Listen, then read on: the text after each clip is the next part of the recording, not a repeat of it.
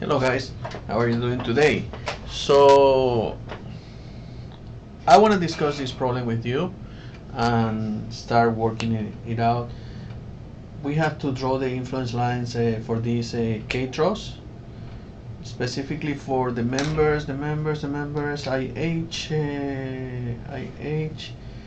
CD, LH, and LD. It's not that you have to do it by those members. You have to do it in every single member. That's the way it works. You have to calculate the influence line for every single one of the members. You place later on the live load according to those influence lines that you, or influence areas that you draw. And after that, I'm sorry, you determine what is the maximum possibility or the envelope of all the possibilities, worst case scenario, or maximum load, strength, etc., etc., etc. I'm going to include something else here that I wasn't planning on, but I'm going to include also the member KB. Okay, member KB is this one here. Reason for that is because any person can see that this is a zero force member, except, I hope any person could see that, except when the unit load is applied exactly here at the joint B. If the load is here, and you do the analysis of this joint, KB is going to be 0. If the load is here, KB is going to be 1. If the unit load is there. If the load is here, it's going to be 0, 0, 0, 0, 0, 0.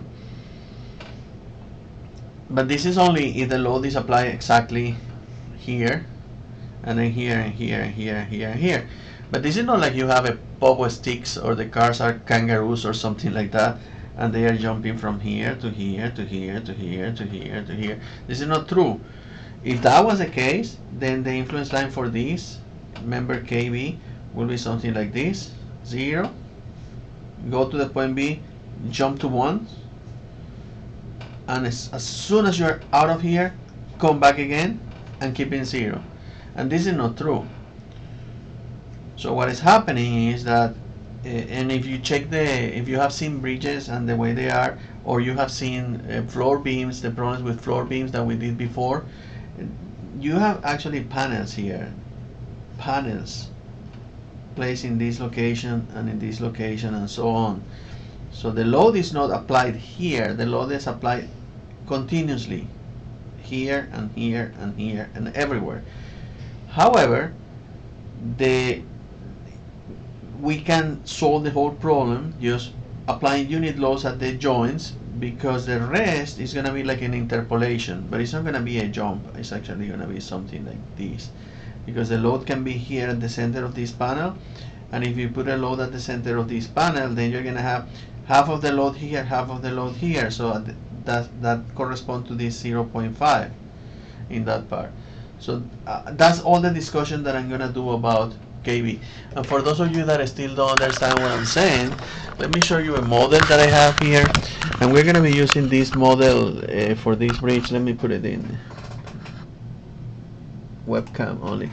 Okay. Oh, that's a mess of my office. Look at that. But don't tell me it's not an interesting office. So look at this this bridge here. We're going to be using this bridge for doing by hand, and then I'm going to put some sensors over there and calculate in several bars and show you how the influence lines look when you actually push a cart through there. But if you look at what I was trying to tell you, and you look at here underneath the road, right there, you see, they have to be, in this case it is a model, and the only thing I have is that point connected to the joints. But you can have members, and on top of the members you have the panel. So if the load is here, perfectly, that's a unit load applied at the joint. But if the load is here, or the car is running through here and part of the load is here, that load is distributed between this and that, meaning this member, which theoretically is a zero force member, as soon as you have load between this span and this span, it's not going to be a zero force member. It's going to have a value. Now, after the load passes in that way, then this is a zero force member. Anyway, let's go back to the problem that we want to explain. And that was all that I wanted to tell you about that member, the influence line for that member. So, docam and webcam, good. So this influence line for member KB will be that 0, 20, 40, 60, 80, 100. That will be it. Intention. Now, the first thing that you do in this type of problems, forgetting about the member KB, which we already calculated and demonstrated and explained in a record time of, I don't know, how many minutes? Like 3 minutes. Is calculate the reactions. And what we can do is, because the load is going to be moving, we can also calculate the influence line for the reactions. Or, what are the values of the reactions when the load is going from joint to joint when I place the load. And we can build a table for that. We can say AY or X, AY and FY, 0, 20, 40, 60, 80, and 100. Now, when the load is at 0, right there, or at A, when the load is at A, the reaction AY, which is this one, absorbs the totality of that load, and the reaction at FY is 0 because the load is exactly on top of the support. So that will be 1 and that will be 0. Now let's go to the other end. When the load is here, FY is going to absorb the totality of the load, and AY is not having any load because now the load is there, 0. Now what about when the load is at B? Here, at 20, right there, at that point. When the load is at that point, the unit load is at that point, you can do summation of moments if you want to. For example, you can do summation of moments at A equals 0. And then you say -1 times 20 plus 20, 40, 60, 80, 100, 100 Fy equals 0. So Fy equals 20 divided by 100. You can do summation of forces in Y equals 0. And then you can say that AY is going to be equal to 1 minus 20 divided by 100. Or negative, yeah, this minus the other one. And then AY is going to be equal to 80 divided by 100. Or you can realize and just look at the pattern that is here. If the load is at 1 here, at 1 or at B, at 20, in the first location at 20, AY is going to be heavier or more heavier loaded than Fy. And the value when the load is here is no other thing than this distance, 80, divided by the total distance, which is 100. If this is equal space, you can say 1, 2, 3, 4 divided by 5, 4/5, or 0.8. Now for Fy is the opposite. It's going to be this divided by 5. So it's going to be either 1/5 or 0.2. And if you keep going, the load is at C. Okay, when the load is at C, what happened with the load at C? The load is at C, then you're going to have 3 divided by 5 here, 0.6. And in the other side, for Fy, you're going to have 2 divided by 5, 0.4. When the load is at the center, which is not considered, it will be half and half. But when the load is here now at D, then the reaction at A is going to be 2 divided by 5, which is 2 divided by 5. We did that before. Yeah, 2 divided by 5. Where? This is 2 divided by 5. Yeah, so 2 divided by 5, which is 0.4. And the reaction at Y here, at Fy, is going to be 3 divided by 5, or 60 divided by 100, 0.6. And when the load is here at this point, then you're going to have the reaction at AY is going to be 1 divided by 5, or 0.2. And the reaction at Fy is going to be 4 divided by 5, or 0.8. And you have all the values for the reactions, and you can use them later on. Now if you want to plot these, because I don't know, some crazy professor is going to ask you to do that, which I wouldn't never ask you to do that because it's really easy to do. But you need it anyway to calculate how when the load is moving through the bridge is affecting the supports, which are affecting the piers or the bases here, and that becomes now a structure soil interaction problem. But it's not for the structure itself, it will be important for the soil or for the type of connection mechanism that you have here. So basically, if you are talking about the reaction in Y, it will be like this. And if you're talking the reaction in A, I'm sorry, it's going to be like that, AY. And the reaction in FY, then it's going to be like that. Those are going to be the values. This is 1, this is 1, this is 0, this is 100, and this is 100, and this is 0. Okay. This is not what the problem is asking you to do. However, we need this for solving the problem. Now let's focus on the part that the problem is really asking us to do. These 4 bars. There is not a direct cut. Of course, I'm going to use the method of the sections for doing this, but there's not a direct cut that I can use for getting everything that I need. But I can do it by using 2 different cuts. I'm going to use the first cut, and I'm going to do this. Why I'm going to do that? Because if I do that, and I know the reaction in Y, I can do summation of moments here, for example, and I have only one unknown. But I also need these 2, so I'm going to make a second cut right there. That's what I'm going to do. And I already prepared those cuts in a sketch, because it's easier for you to see. If I find it somewhere, yes, here. You see, these are the 2 cuts that I said that I was going to do. Let's say that this cut is going to be AA, and this cut is going to be BB. So for the cut AA, section AA,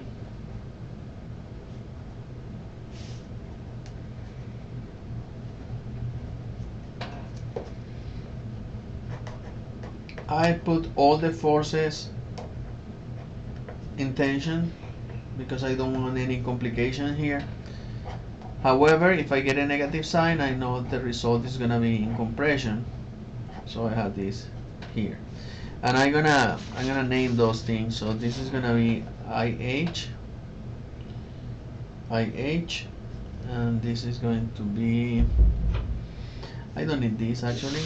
They're not asking for those. This is CD, and here in this case, this is LH and LD.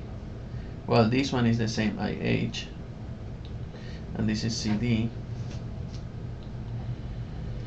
and this is the joint L, so this is going to be LH and LD. Those are the values for those bars, LH and LD. Okay. Now let's see what happened here when the load is at B. When the load is at B, I would like to complete this. There you go, here. So basically what happened here is this. And then you have this bar, and then you have another one like this, right? Yes, and then you have this, and that. And here originally you have this, and you have that. The reaction is here. This is A, this is B, C, J, and I here. And this was IH one more time. This is what you have in this part. So if the load is at B, the load at A, everything is 0. So I'm not gonna do it. When the load is at B, right there, I put my unit load over there. But the section that I'm using is this one. I know, because I did it before, that when the load is at B, here, Fy is 0.2. That bar is important. So I'm going to copy here, Fy equals 0.2. And then I'm going to do summation of moments at C, right there. and if I do summation of moments at C, right there, we're going, this and this passes through the point, so there's no moment. I'm going to have a IH multiplied by 20, and this is positive. The load is in this side of the reaction, so of the cut, so it's not affecting this directly as a load, but it's affecting it through the reaction. And this is Fy. So the only thing that I have is IH times 20 plus 60 Fy, and Fy is this, which allows me to solve for IH 0.6 negative.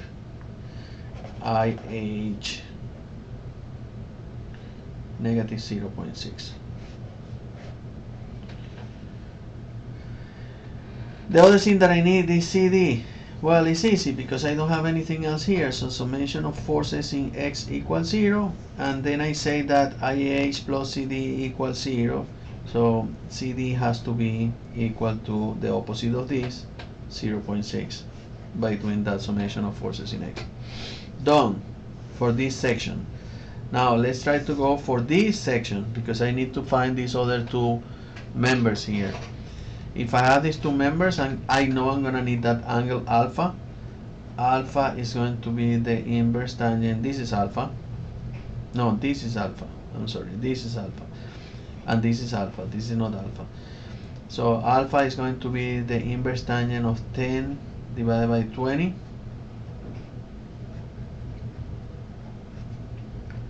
Which gives you an alpha of 26.56 degrees. There you go. Now what do we do here? If I want to calculate either of these, well, I can do summation of moments at H, right there. And if I do that moment at H, then I'm going to have CD, negative CD times 20, negative CD times 20. The horizontal, the vertical component of this LM is passing through, so I don't care about that. The horizontal component, this component, is going to be LM cosine alpha, and it's producing a moment, negative moment with this distance, which is 20 also. And then I have Fy. And remember, Fy is 0.2 plus Fy times 40 equals 0. CD, I know it, is 0.6 right here. Fy is 0.2, and you can solve for Lm, which is going to be negative 0.224. Who is emailing me when I'm writing this thing? Okay, so negative 0.224. Good. What else? What else? What else? What else? What else? What else? Now the other thing that we have to calculate is LH. Same difference. If I do summation of forces in X, I know they have to be opposite because there's nothing else going on there. So LH has to be opposite to this one, 0.224, and then we have that. Done. You see that? How easy is this? Basically going back to statics again, which I love. Okay, now when the load is at C, meaning I'm taking this load out of here and I'm putting the load at C. Well, when the load is at C, it's still not affecting this because it's not in the section yet. It's going to be eliminated when I do summation of moments here or here. The only thing that is going to be affecting is the summation of the forces in Y, because now this Fy, as we demonstrated before also, when the load is there, Fy is going to be equal to 0.4. Remember that 0.4 comes from this table that we did before, the value of Fy when the load was at 40, which is C, right there.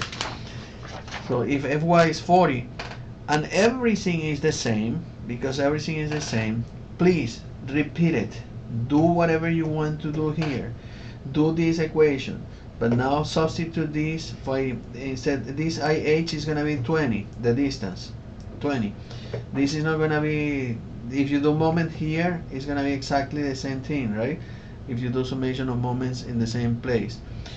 The only thing that is going to change is this Fy, which is double. So if Fy is double and everything is the same, when I calculate, I'm going to get IH equals negative 1.2, CD equals 1.2, and here Lm equals negative 0.448,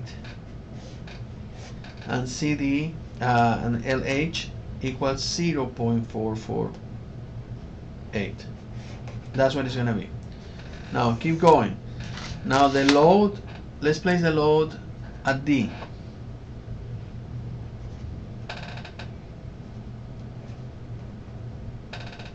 If the load is at D, keep going with me, guys. We're almost there. I know it's a bunch of calculations, and it's not that I enjoy doing this, but you need to do it. When the load is at D, right there, remember we calculated in this part our value for Fy is 0.6. So Fy equals 0.6.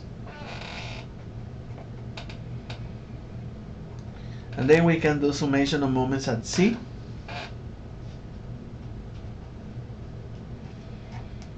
Like that. And what do we get here? Oh, now the load is here. So the load is going to be incorporated to this equation. So you have IH times 20 minus 1 times 20 plus Fy times 60. So it's the same equation here. The only thing that we incorporated now is the effect of the load, which is acting, and of course Fy is changing the value because it changes as the load moves, equals 0. Now putting here 0.6 and putting this is negative 1.6 here, negative 1 times 20. This is going to be 36, 20, 16, 16 divided by that. This is going to be IH equals negative 0.8, and of course if I do summation of forces in X, I'm going to get that CD is equal to 0.8. Remember, this comes also from summation of forces in X equals 0, right there. Now when the load is at C, if I come to this part, I'm sorry, at D, now once again the load is here at D, and if the load is at D,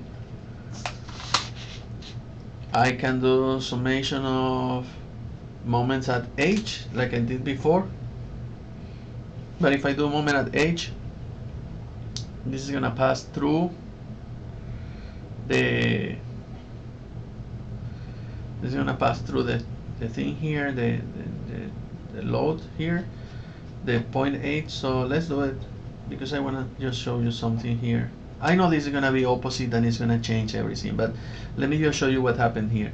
If I do moment here, and I'm interested in calculating Lm as usual, then it's going to be negative CD times 20 and negative Lm cosine alpha times 20 plus the other part that it was the same one as before, plus Fy times 40 equals 0, but the difference is now Fy is 60. When you calculate this and you put your value for CD here, then you're gonna get that Lm is going to be 0.448, and when you do summation of forces in X, then you get that LH is negative 0.448. Look what happened here. We're gonna see it later in the graph. But look at that, Lm was in compression and now Lm is in tension over there. And that's one of the problems that is going to happen with the bridges, usually in the diagonals. When you have the diagonals or the bracers, then you're going to have tension, compression, tension, compression, tension, compression, tension, compression, and that could induce fatigue into the bar. And that's another thing that is extremely important to analyze. Of course, it's not part of this structural analysis class, but the fatigue in those members is very, very important to study with the loads. Now, the last one, which will be the load at E, I'm going to do it here. When the load is at E, and if the load is at E, what we are doing basically is we are moving this load from here to here. We are putting it there. And if I put the load at E there, then you do the same thing. For the load at E, Fy, we calculated it. Where's my mess? Here. We calculated at 0.8. So I'm going to put here Fy equals 0.8. And once we have that at 0.8, then we do the same thing that we did before. Now I'm gonna do summation of moments at summation of moments where? Here. That's what we did. Summation of moments at C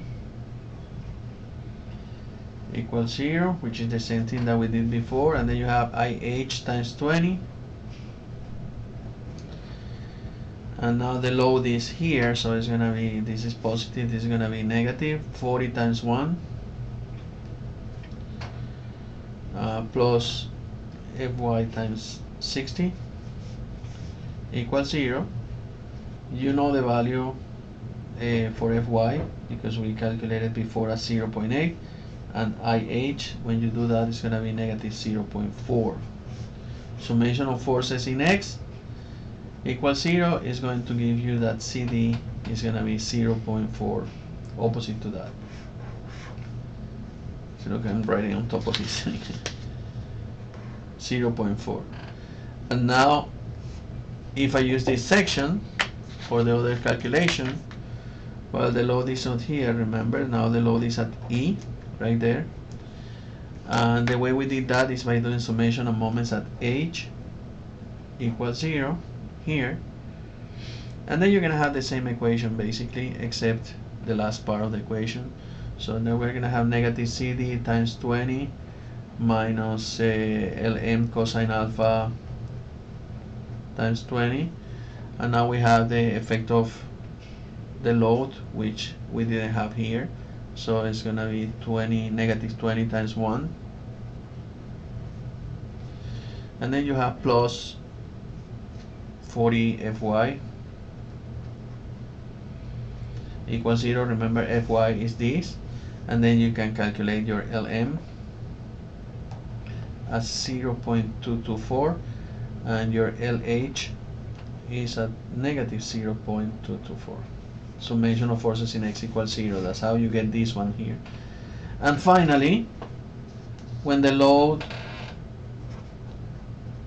is at F, all are 0 again.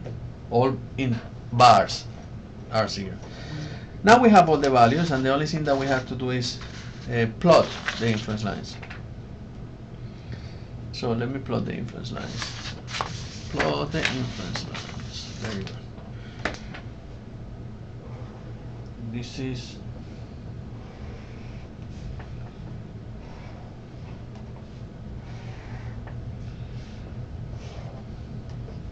for the 4 bars.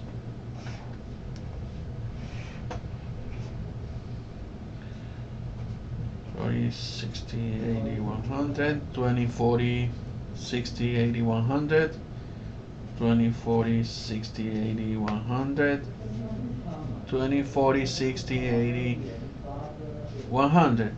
So the first value was IH, and IH started with 0, and the other was LM. All of them started in 0, and this was CD, and this was LH, 0. Now let's see the calculations that we had here. For X equals 0, everything was 0. When the load is at B, which corresponds to this point, then IH is going to be negative 0.6, and when the load is at C, this is negative 1.2, and then start decreasing again. So basically what we have, ruler, what we have here for this, when you plot all the members, all the values, you have this. This is gonna be 20, or you can say B, C, D, E, and F, 40, 60, 80, 100 feet. And this is gonna be negative 0.6, negative 1.2, negative 0.8, negative 0.40. So that's your influence line, and this is the influence area, but influence line for the bar IH. Now for the bar CD, remember it's the opposite because we already calculated, so you can check those values. The values are, all the values are like that, but we know it's the opposite. We were saying that all the time. So this is gonna be 0.6, 0.8, 0.40, and same thing, this is B, C, D, E, F, X in feet, 20, 40, 60, 80, 100, A or 0, right there, bar CD. Now for the bar LM, we start with the value of negative 0.224, and then negative 0.448.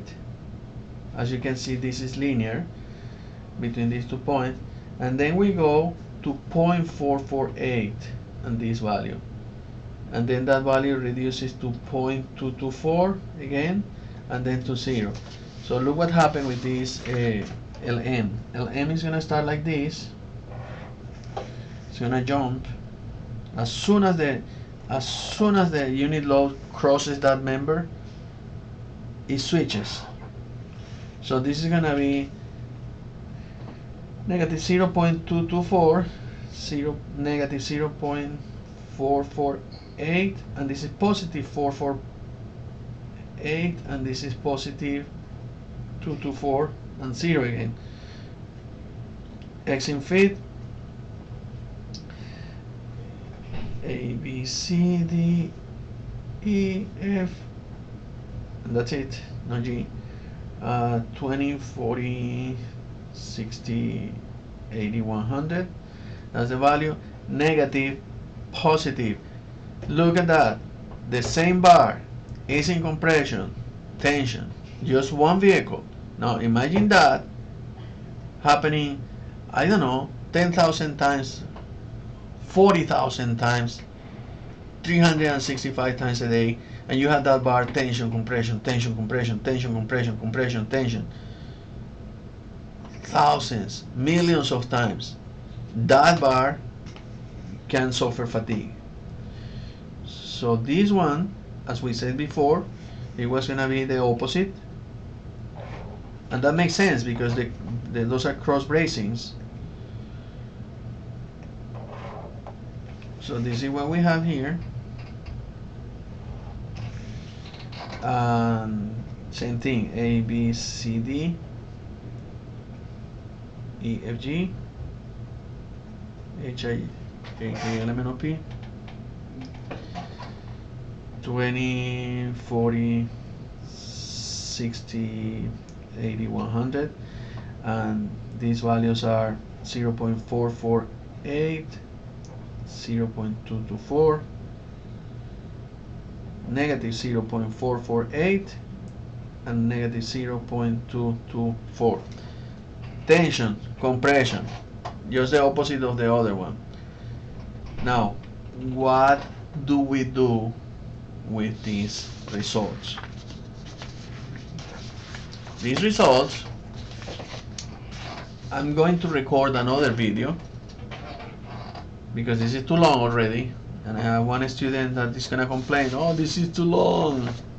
Yeah, you know I'm talking about you, right? I'm not gonna mention your name to make you more famous than you are. But anyway, uh, now we're gonna have cars circulating through here, and you have to design the bridge. So the next video that I'm going to record is what happens when you have multiple loads running through that bridge, and we're gonna test that for two different vehicles, for an HS 2044, or no, is HS 2044? I don't remember. Yeah, it's an 18 wheeler. I think it's HS 24, and you're gonna have 4, 32, 32, 72 keeps. Yes, and we're gonna try that also for tandem load, and maybe we're gonna put also a lane load into that bridge. I don't know, and see what happens. But I'm gonna try that at least for the live load, and that's gonna be the next video that I'm going to post. So keep watching, keep learning. See you later, guys. Arrivederci, as I say, ci vediamo, sayonara, goodbye, adios, adieu, and I don't know what else to tell you. Stop.